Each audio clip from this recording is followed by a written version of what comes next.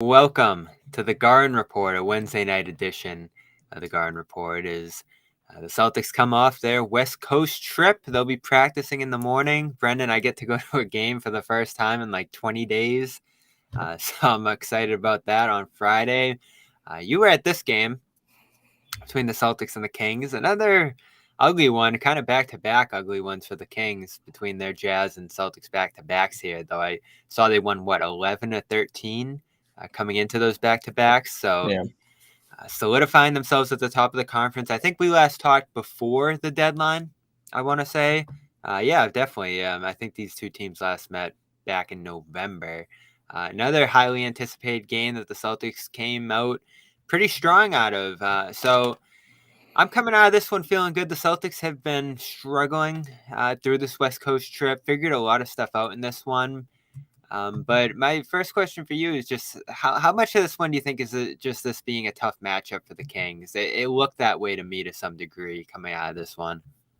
It definitely is a tough matchup. Like there was a moment that really popped to me where the size difference stood out. I think like Domantas Sabonis is probably as tall as Jason Tatum, and that has a little bit more to do with Tatum just being huge. But I think that there's a moment where it's Malcolm Brogdon, Jaylen Brown, Jason Tatum, Al Horford, Robert Williams. And then on Sacramento's side, it's De'Aaron Fox, Malik Monk, Terrence Davis, Keegan Murray, and Domantas Sabonis. And it's like, okay, I think that Boston has three guys right now that are just as big as Domantas Sabonis. And typically teams can't switch onto Sabonis because he'll really punish that mismatch. But I think Boston is one of those teams that can really take advantage of that. I do think there's a big aspect, and nobody on Sacramento's side would ever admit this, which I like that, but this was their fifth game in 7 nights through 4 different time zones. I'm surprised that still exists. It's unbelievable. It's crazy. It should not. Yeah. As much as we talk about the schedule, still gets pretty wild. The long road trips this year have been interesting. I got to go on quite a bit of the first one that they went on out west. But they're packing a ton of home games, packing a ton of road games together, which is probably good. But still a ton of back-to-backs. This one, I see how this one lined up, though, because the Kings were coming in on a back-to-back, and the Celtics were at the very end of their 6-game road trip. So I think even though the Celtics had a couple of days off before this, spent in Napa, which sounds nice, I think they came into this one fairly even in terms of kind of the travel and everything else that lined up going into this one. But you're right, that size mismatch stuck out. The Kings switched a lot, which surprised me. Like you saw Sabonis out on Tatum a lot, which didn't go well for him. Tatum was able to get on Fox at times. He was really picking guys apart in this one. Yeah, he definitely was. I think a lot of it had to do with kind of how they set up those empty sides to almost force Sacramento into switching. And there's a couple guys that you don't want to see on Jason Tatum. And to be honest, there's not really a good answer that Sacramento has, which I think was part of the issue here. Like, I think ideally Kessler Edwards has a little bit of a better game, but if I'm sitting here talking about Kessler Edwards being the answer, that probably says a lot. He got a couple of fouls pretty early in that one. Keegan Murray did okay.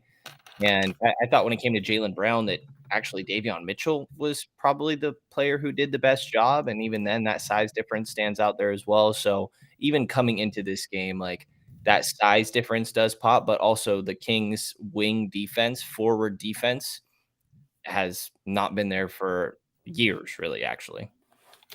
So what stuck out to you most about the Celtics out of this one?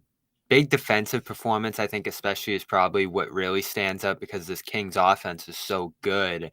We know that their defense struggles overall, but this is that historic offense we've talked about all season. The Celtics did such a good job turning them over, staying in front of guys, handling the Sabonis high post game, which was mesmerizing in this one, even in a loss.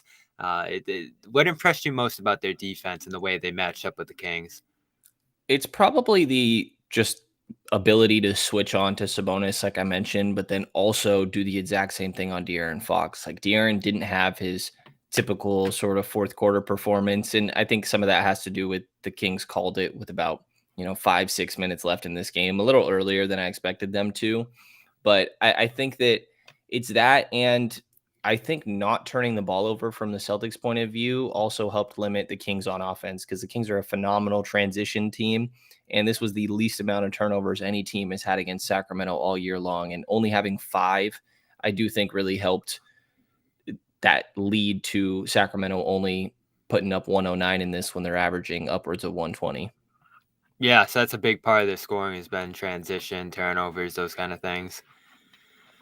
Yeah, definitely has been. They don't force a crazy amount, but when they do, they definitely score in it. And I think just the differential there definitely stands out for Sacramento to have 14 of their own, which I think, again, had so much to do with the switching and physicality of Boston that stood out as well. And then, again, the least that any opponent has had against the Kings all year. Yeah, and that was different for Boston. They keep the same starting lineup with White in there. I think the Celtics were still doing that the last time these two teams met during that onslaught to start the year. The offense obviously came back to earth over the last couple months here for them, but they get back into those small ball lineups with White. Horford in the middle looked awesome in this game. Tatum and Brown did their thing. Even Smart, to me, looked a little rejuvenated after a couple weeks where he didn't play as well here. So I like that starting lineup. I didn't know whether coming into this one, the Celtics would go bigger, which probably conventionally thinking you would want to do against Sabonis and company in there.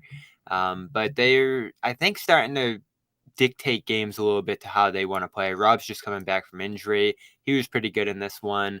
But that team we saw last year in Boston with the double big and all that size, now it looks like they're going to embrace that small ball lineup and all the ball handling. So that probably helps not turn the ball over as much. It definitely helps in the three-point department, shooting 40% in this one. So you saw like 8 players in this game from Boston, pretty tight rotation, and a really good one at that. The second units in this game, I thought, played a big role in the outcome too. Kings are missing Herter. That probably digs into their depth a little bit right now. But when you saw Brogdon and Rob, White mixing into those lineups, Tatum, of course, mixes into a lot of those bench units. That's a pretty imposing bench lineup for Sacramento to have to match up against. Yeah, I think that they, again, have the size and versatility there in that physicality. And then Sacramento's bench on the other end is Davion Mitchell, Terrence Davis, Malik Monk, and then a little bit of Trey Lyles. But all of those are guards. Yeah. I think, again, like the size just really pops off the page. And I do think they miss Kevin Huerter. Kevin Huerter has had a lot of games recently where he'll score, 12 points in half a quarter. And, one of those stretches could have brought Sacramento back in this game. Like Boston started to pull away, but it was close enough. Sacramento was able to keep it that I thought that maybe there was still a chance. And I actually thought the offensive rebound or defensive rebound that Grant Williams got at like 8 minutes in that fourth quarter, where he dove on the floor and kind of beat all of Sacramento to the ball, was a really big turning moment in my mind. But yeah, I mean, I think that Boston's bench was great. It was fun to watch both these teams get a ridiculous amount of threes up, especially in that first quarter. But that was a crazy shootout at the beginning of that game. Our good friend Jimmy Toscano here, my co-host on the Garden Report, bet no dunks first 3 minutes. So he was excited watching it fly those first couple minutes. Yeah, fair and enough. That bet did hit. Speaking of that, we're brought to you by FanDuel here. We'll tell you more about them in a little bit. But they, of course, the official betting partner here at CLNS Media at the Garden Report. You can go over there and sign up at FanDuel.com/Boston for $200 in bonus bets when you replace your first $5 bet. That's with a $10 deposit, of course. FanDuel.com/Boston. Let's go over to the Sacramento side for a little bit. We will circle back to the Celtics later on. I have someone in the chat here asking about Keegan Murray chants. I didn't pick those up. Maybe I missed those during the game, but is that something I missed in this one? Yeah, so the announcer will say Keegan's name. He'll go Keegan, and then the entire crowd will go Murray, which is pretty cool. And it originally actually started with Yogi Ferrell. Remember him well. 3 years ago, something like that, 3 years ago. And I've talked to the announcer about kind of how that came about. And he's like, man, just people that got 2-syllable first names and last names, it works out. And so he just started it with Keegan. That's fully on Scott Moak, the PA announcer there. How long has he been there for? The announcer? Yeah. Shoot, as long as I've been there, which isn't too long, but it's a decade plus. he's been there a long time. Some of these PA guys are staple. Eddie Palladino in Boston, who's really good. I haven't heard him mentioned or written about in a long time, but he's been there forever, and it's just another good one. There's some really, I think Detroit's was really famous for a while. Miami, of course. There's a lot of good ones around the league, but that's a cool story there. He's looking good to me. Amazing. Harrison Barnes still there, still doing his thing. A lot of good wings here, which made me surprised. Like the difficulty Sacramento had, not only in this game but really all season, just stopping teams. And this is why I think people have a little bit of skepticism with them is the defense. What is it? Still bottom 5-10 in the league. Not a ton of rim protection by the look of it. Perimeter wise, just difficulty stopping the Celtics in this one. They're a high-powered offense, of course, but this has been a problem for Sacramento. Kind of got lit up a little bit by the Jazz in that first game of the back-to-back I was watching as well.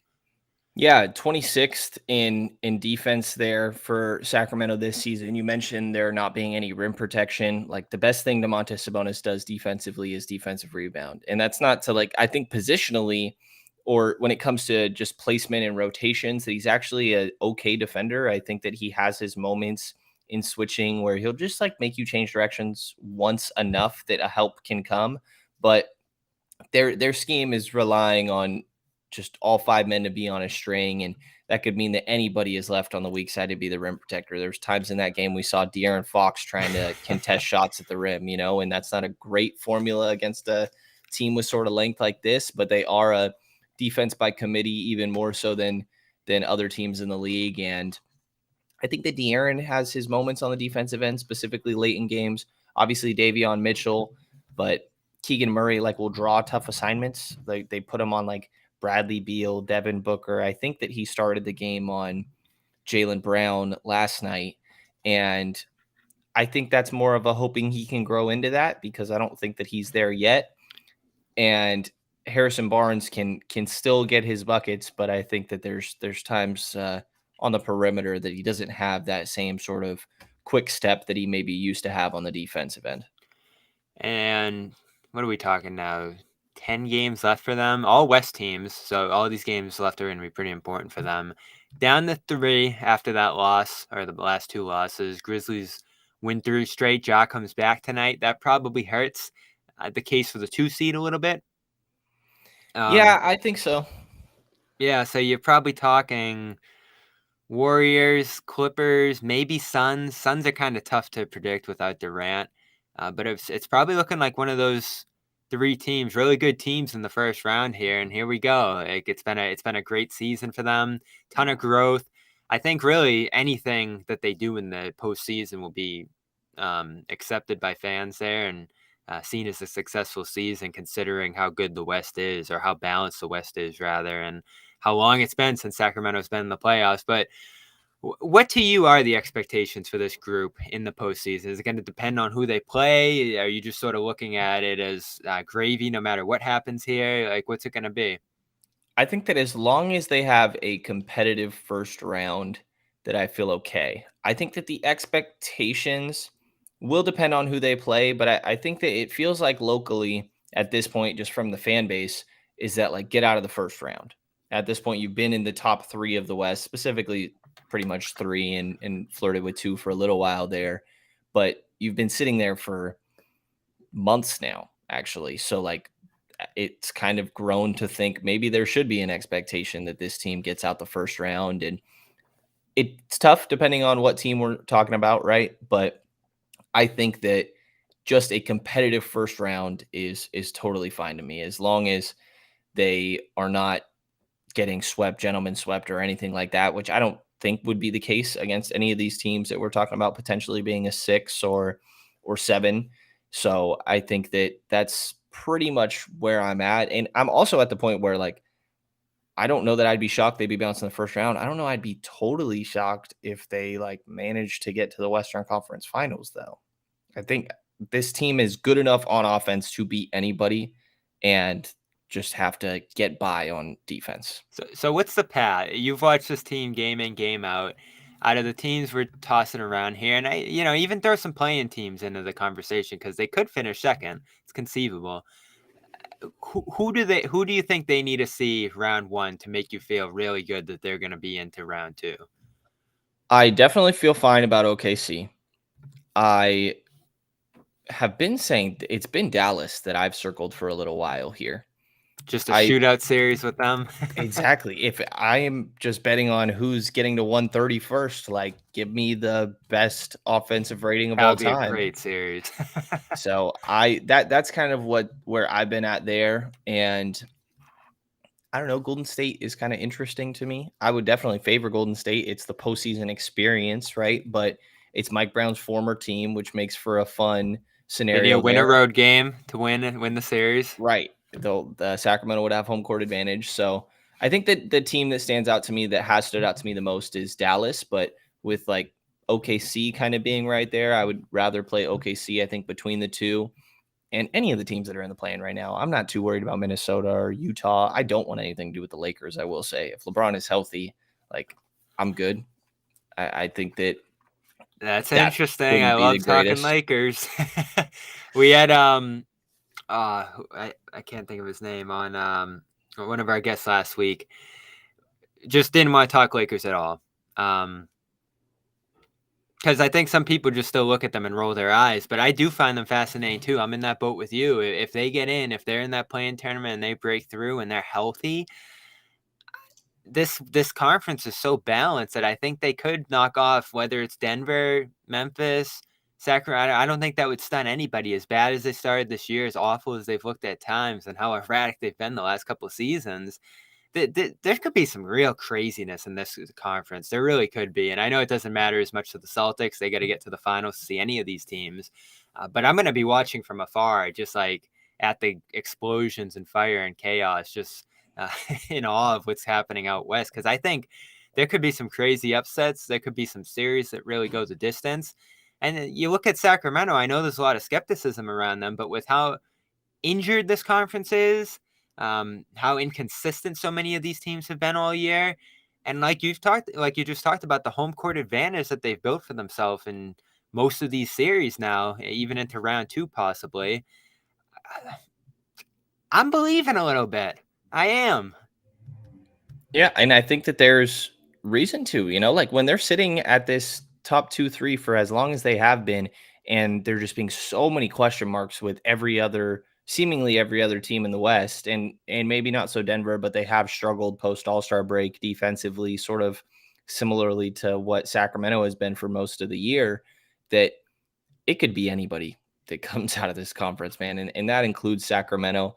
I don't know that everybody necessarily feels this way, but I think that the Lakers are right there, as we kind of talked about, as a team that could make it out. I think they have a second best defense post All-Star break, and it's still LeBron James, Anthony Davis we're talking about here, and I'm never going to overlook those guys. So I have zero clue what to expect in this Western Conference playoff race. I'm looking at the odds right now as they stack up. They're interesting. Bucks favorites right now to win the championship. That's not stunning to me. And I start to think of like all the forwards that they've stacked up, and I do get a little bit nervous for the Celtics there, especially as they've ceded home court in that series, which made a huge difference between them last year. Suns, third and favorite among all the West teams. They're neck and neck with the Nuggets. And as we touched around the Lakers, they are significant favorites above the Kings, which is stunning to me when they're not even in a playoff spot right now. Kings plus 6,500 to win the title, which is pretty disrespectful if you're asking me. And I get it, the defense, so many of these guys being new to the postseason, and this whole thing just coming together so fast here. And I guess one thing I've heard is the clutch games, like them being this really good team in close games, playing a lot of close games. I don't know how much you've tracked that this year, but how big of a factor has that been in their success? Yeah, they're sixth in win percentage in the clutch, and Milwaukee and Boston are both above them there, but they've played 51 clutch games, and they're 29 and 22. I'm sorry, I'm just looking at Miami's for a second there. 40 games played, and they're 24 and 16. I thought that number didn't sound right at first, but 40 puts them about like top 10 in the amount of clutch games played. And it's really just been De'Aaron Fox, man. Like the other guys are able to come through as well. And I mentioned their defense late in games does really step up.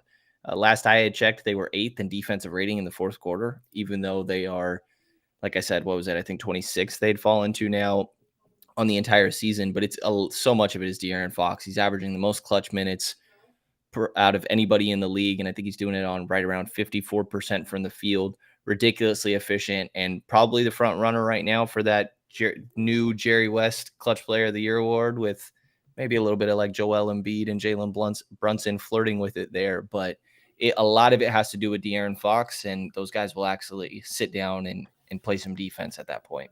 I like it. I'm interested in his All-NBA case too.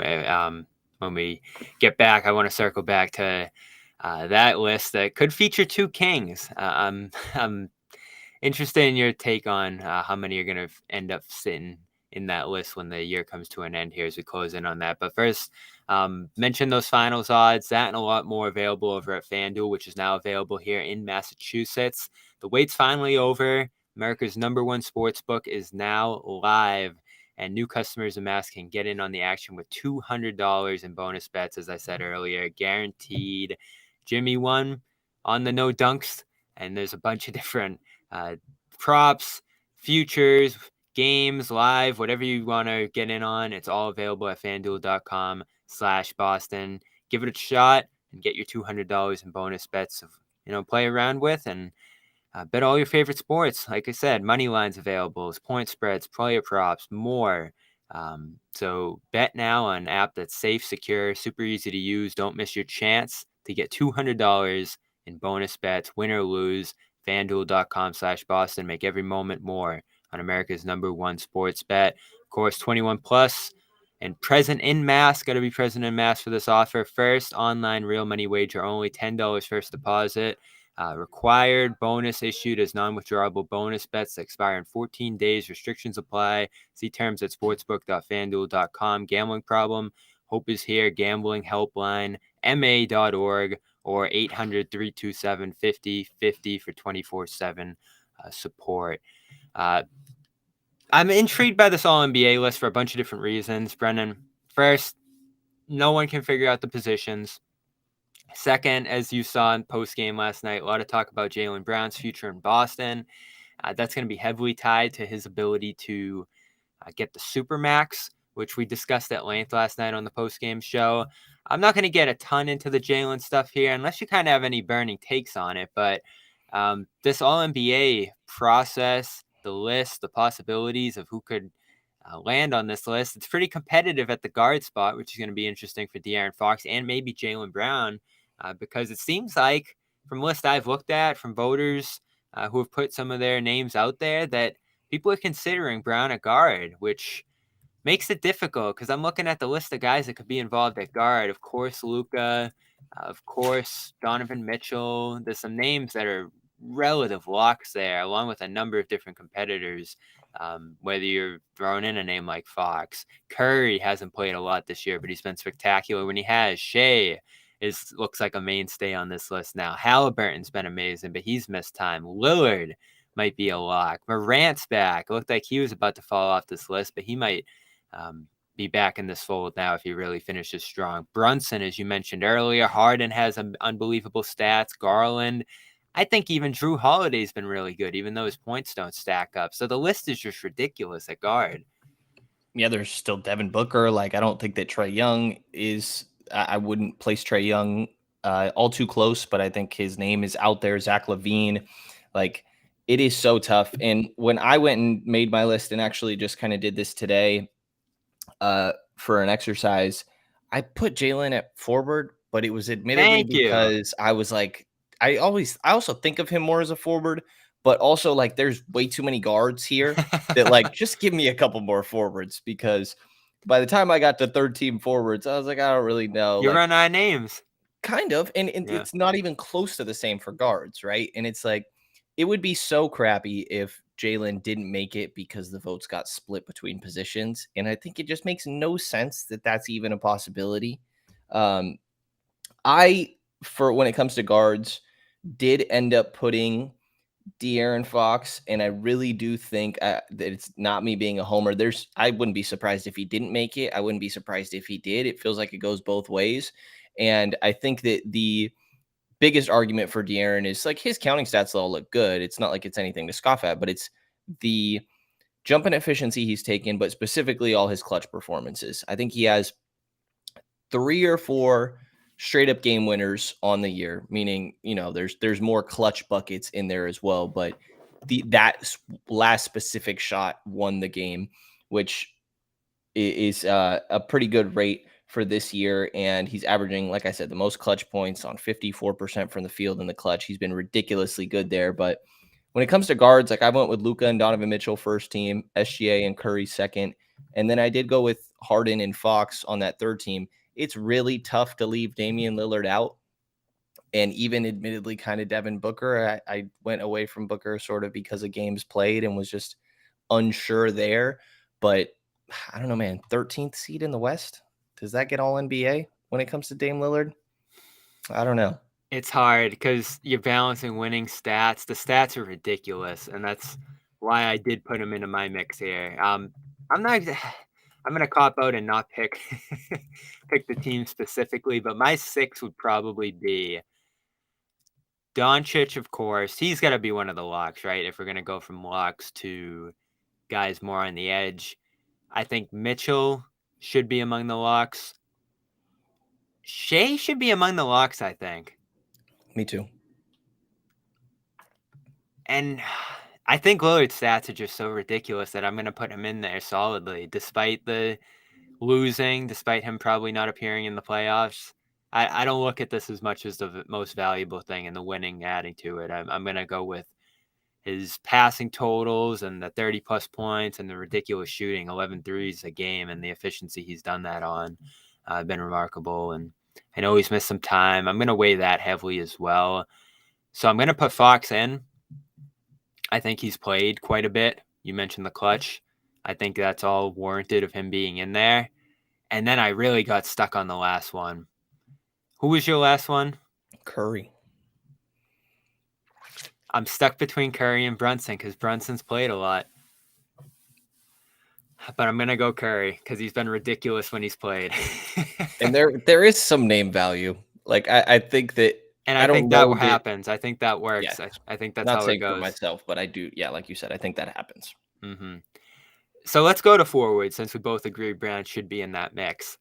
I'll start Tatum, Giannis, probably the 2 locks. Easy. Yep. I don't want to be unfair with Giannis here because I think we're going to look at other centers and not move them around as much. But in terms of time played at center this year, is he more forward than center? I'm going to take a quick look here. Yeah. He's 60 forward, 40 center. So it's fair. I just want to double check that. My other names, Randall. I think the weight he carries is ridiculous in New York. So I'm going to have him here. Butler's played more than I thought he has. And I think he's really been the driving force in Miami, of course, in a really uneven year for them. So he's in my mix. Jaylen is in my mix. He's got to be. Again, like this just isn't a stacked field right here. And then my last 2 that I'm tossing around are Markkanen and Siakam. Siakam's stats have been really good. I see he's slid a little bit since the All-Star break. But everyone else is hurt. LeBron, Kawhi didn't play a ton this year. George is about to miss the rest of the season, it looks like, for the most part. Zion probably is a lock for this if he plays, but he really hasn't this year. Ingram may be in that mix as well. So the door is wide open for Brown here. I put Brown on my second team with Julius Randle. Over Butler? After that, yeah, over Butler. And then from there, I think Lauri Markkanen, and I'm like kind of stuck on the last one. If LeBron was coming back any day, I think he could be there. I think Anthony Davis could be in the conversation. See, I can't do Davis. 100% of his minutes at center this year. Okay, fair enough. Siakam is probably the one for me. I think the jump that he's taken as a passer really stands out to me, and he was already phenomenal as a scorer getting downhill. decent rebounder and a solid defender too. I think it goes, Randall and Jaylen, and then Markkanen and Siakam for me. Real quick, does Sabonis get in with Embiid and Jokic? I think that's an easy yes for me. I mean, the other guy's Bam Adebayo, right? But And Davis. yeah, that's interesting. I wonder how people go about what positions they decide to put guys in. So is it the majority of the votes you get is your position? Is that I how don't. that works? I'm I pretty was sure under. that's how it works. Okay, I hope that's how it works. I was under the impression that it's like if you got half on guard and half on forward, that like you were splitting your No, I vote. think it all goes to the majority Okay, that you I would get. hope so. I would Yeah. hope so. So that's how, I think some people voted Embiid as a forward last year to fit him and Jokic on that first team, but he didn't get the majority forward. So that's like he didn't get split on forward center. He just landed right on the second team behind Jokic. But this stuff is getting frustrating, especially where it's deciding guys' contracts. Ja's Right. going to face this one and done that Tatum did at one point on the rookie extension. Brown gets 2 shots at it, so if he doesn't make it this year, he can make it next year and still earn that supermax. But again, I think we both have him solidly in that forward field. If he is a guard, does he miss it? I don't know. It feels like a coin flip. Like I think he's out. I Especially when you think think of some of these other so guys. too. I think if he is a guard, he's probably out. And that, it makes sense because these other guards are doing more with the ball than he does, which is why he's a forward. Right. Agreed. Fox, Curry, Mitchell, Shea, Lillard, Doncic. You just think of how those guys play. That's not the style Brown plays. So I don't know. I'm very interested to see how that goes. It's going to be a tough race. Going to be probably a contentious race once everyone stops talking about MVP. I think this has actually been the more interesting race here. And of course, injuries always loom large. I think they're about to put a games played minimum on this too, which is going to be interesting. I don't know where they're going to actually place that. Last year, I checked it out. Last year, the lowest games played to make it was KD with 55. LeBron had 56. Morant had 57. All of those guys made it. Yeah, and to answer this guy's question, I looked a couple days ago at this. I believe Brown's position split is 60-40 forward, at least according to Basketball Reference. And I don't really know how they track this, but that's where they have it at. And that's kind of where I have it at, too. I think he has played quite a bit of 2, technically, if that's what you want to call it, because they play double big a lot. But I don't know. Do they have to just dump the position stuff here and just go 15, best 15, no matter what you play? Probably. I mean, yeah, I don't know. You could do it a little differently. It's definitely weird to me that like center still exists. I feel like it should be guards and forwards the same way. Like, why is this not at least the same as all stars? But I Because think they so. do front court, back court, Yeah. and 2 backcourt and 3 front court. yeah, so there's no centers. Right. If you got rid of centers here, though, I feel like they'd be hurt quite a bit because, again, we have that overrepresentation of guards and center. I mean, like a Sabonis, would he even be in the mix if you were just doing top 15? Probably not. Maybe. De'Aaron would not be, I don't think, but I think Sabonis still might. I don't know. It's close. Those guys are right on the fringe, right? Yeah, it's tough because and this was my take a year ago when the Embiid Jokic debate was going on, is that like Wilton Russell had a battle for that first team, and Hakeem and Shaq, whatever you want to say. Like this happened in the past. Guys who probably were top 2 players at their time or top 5 would fall to second team because of the positions. But the game has just changed too much, and it's got to start to reflect that, I think, because it's too hard to determine who's playing what position. I mean, Jokic plays like a point guard, and you could consider him a point for a lot of the stuff he does, but he's at that center spot with Embiid, and they probably both should have been on a first team last year and this year for that matter. I think all 3 of your MVP candidates are all at that same position by and large. So I find that conversation interesting, especially with the Jaylen stuff. I don't know if you read the interviews. You were there last night when he answered questions about it. Said some of the stuff he said got taken out of context. He might clarify it down the line, but he's just focused on winning some games right now. I saw you got to ask him a question about Sabonis as well. What do you make of this Brown situation brewing in Boston a year out from his free agency? I think that people made too big of a deal out of his comments. Logan Murdoch was the one that wrote it, right, for The Ringer. Yeah. And I didn't realize that till after the presser that it was Logan that wrote it, because Logan was in the room when Jaylen was saying everything, which made for an interesting dynamic there, to say that sometimes reporters take things out of context to try and fit their own narrative, right? Yeah. But I thought that Logan's piece was actually really good and clarified a lot of things that Jaylen has gotten crap for before. And it was an extremely long piece too. And then right at the end, that quote is what gets aggregated and put everywhere, right? And Jaylen's just saying, like, I just want to be where I want to be. That's not, I don't want to be here, or I want to be where I am wanted.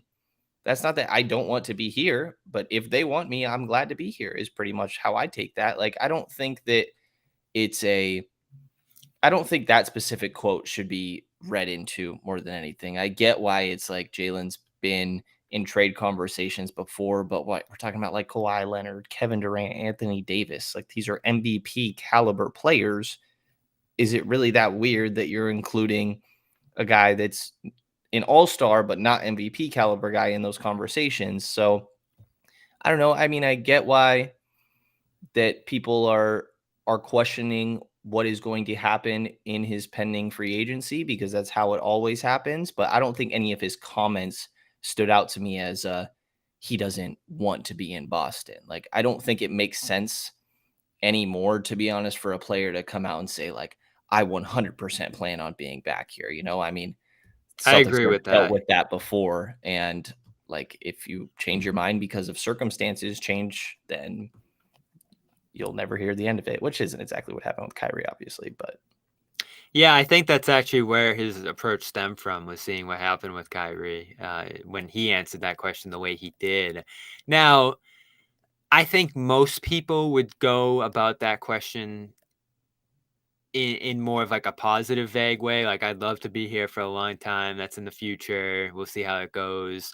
I think sort of pointing in the other direction and giving a challenge, like, oh, if I'm wanted, if I feel good about them, they feel good about me.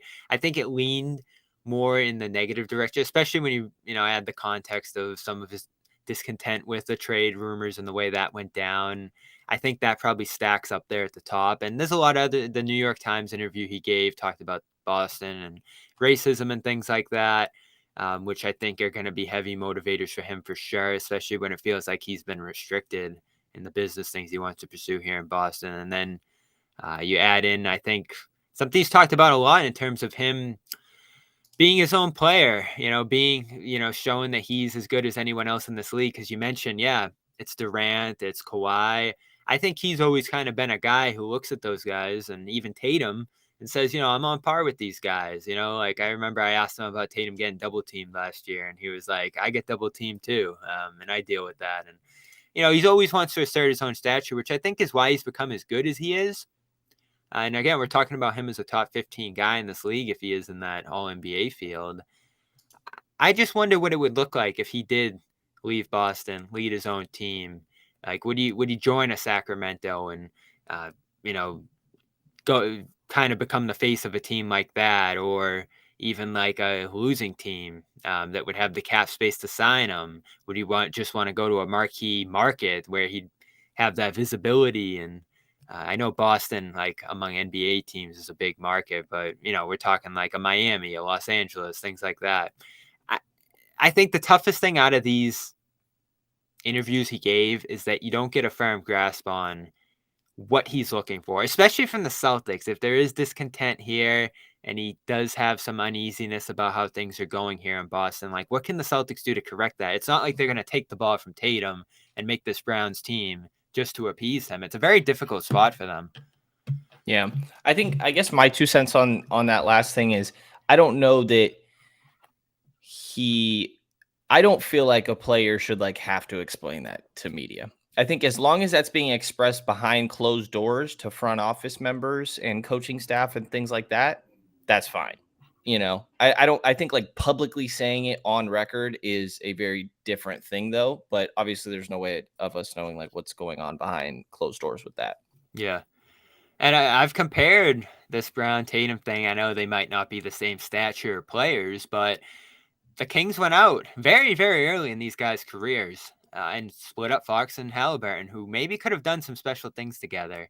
Looking at what Halliburton's become out there in Indiana, they go and get a better fit maybe for the two in Sabonis, who I was actually looking at last year is not a Brown trade target, but maybe something like Smart and Rob for Sabonis, just as a way of unlocking Brown and Tatum's games. And they found other ways to do it with Derek White, and Smart's become a great point guard for them and stuff like that. But if you do get the sense that Brown might look elsewhere in a year, do you look to trade him? Is there even any way that you could find a deal that would make it be worth it? Because that's where I get stuck. I don't think there's a deal out there that makes a ton of sense unless like another star becomes available, and it's sort of like that Harden Simmons thing we saw a year ago.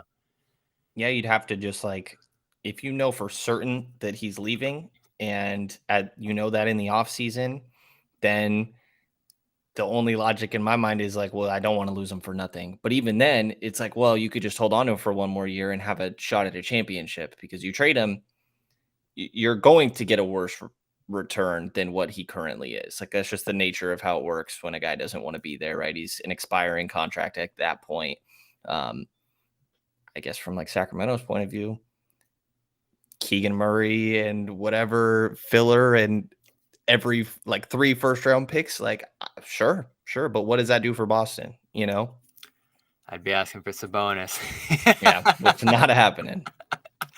All right, we'll circle back to that when we get there. Good to have you here as always. Brenden Nunes writes for the Kings Herald and podcasts over at Blue Wire with Kings Pulse. So go check those out. And of course, follow him at Brenden Nunes NBA. I want to give a shout out to our other sponsor here, Athletic Greens. As always, Athletic Greens, great sponsor here at the Garden Report.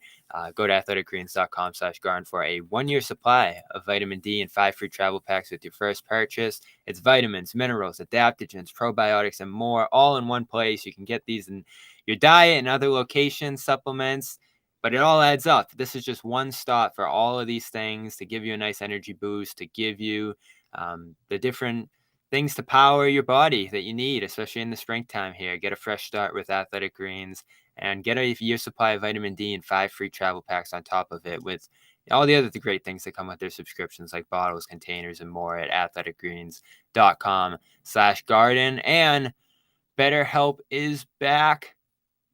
Want to give them a shout out as well. Licensed therapist on your phone. If you feel like you need to talk to somebody, this is great location to do it and get the right therapist for you, which is very important. BetterHelp.com/Garden will get you 10% off your first month when you head over there. That's at BetterHelp.com/Garden. Brenden, appreciate you. Kings, it's going to be a fun postseason run out there. You're going to be covering postseason games, which I'm sure you're very excited about. And who knows, might be a magical run out there for them the way this season has gone so far, especially in a wide open West. So I'm very excited to follow your coverage of it all and watch this team some more. And who knows, maybe, just maybe, there'll be a Celtics Kings finals, and we'll circle back for that. Hopefully, Bobby, we'll see what ends up happening. Appreciate you having me on, man, and keep up all the great work on your side as well. All right, you as well, Brenden. Good night.